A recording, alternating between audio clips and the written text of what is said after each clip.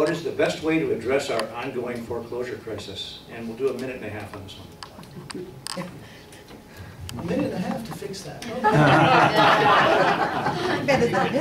Well, let's start off again by correcting what the supervisor probably was about to say that he had in his mailer, that I did nothing to help fix California's foreclosure problem. The fact is that this year alone, with the governor and other legislators, I supported the largest, most significant historic reform to foreclosure problems in California. I voted for that. Now, my challenger here doesn't want to acknowledge that. I broke with party lines. I went against the Cal Chamber, and I supported this because we have an ongoing serious problem of foreclosure problems, and I've seen that as we walk throughout the precincts, throughout the city, throughout the county areas. And folks, if we can't keep families in their homes, we are not going to recover from the tough economic times that we have.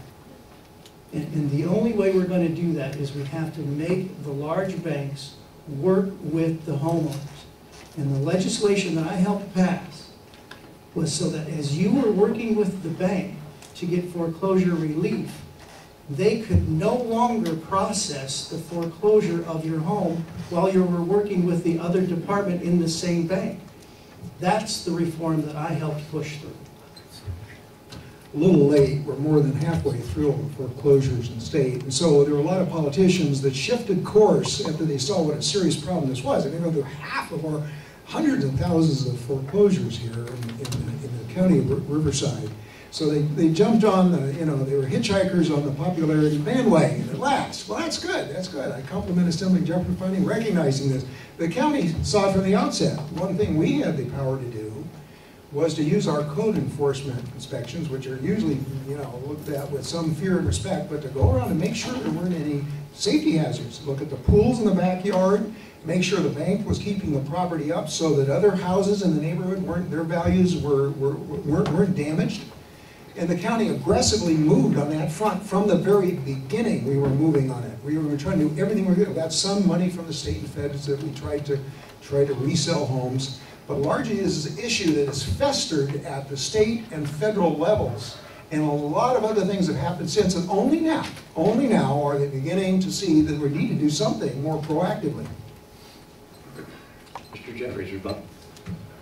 Yeah, I think you just look at the two things that have been accomplished. The supervisor just spoke to his accomplishment of having code enforcement go after dirty yards. Okay, it's important, I get it. My efforts were to keep people in their homes so that we didn't have to have a bad yard that needed to be cleaned up. That's the difference between the two. He may be complaining that it took a number of years for the legislature to get the job done, and that's just the one little problem of the legislature. But at least we did something significant and meaningful to help families keep their homes. Mr. Buster, rebuttal. Well, this has been a widely publicized issue for the last 2 or 3 years at least, and you'd think the state legislature, who offers hundreds of bills, I mean each legislator, how many you offered, you had at least a dozen on your sheet here that I have, yellow sheet, somewhere you would have offered something on foreclosures here, because it's a primary topic in this inland area. Riverside County's been hit. Here's your list of priorities. Nowhere on here is there anything that I've seen about foreclosures in your priorities. So, I'm kind of baffled by the sudden concern after so much water is under the bridge. I mean, it's good you've got in here now. I appreciate that, but it's too little, I think, too late. The right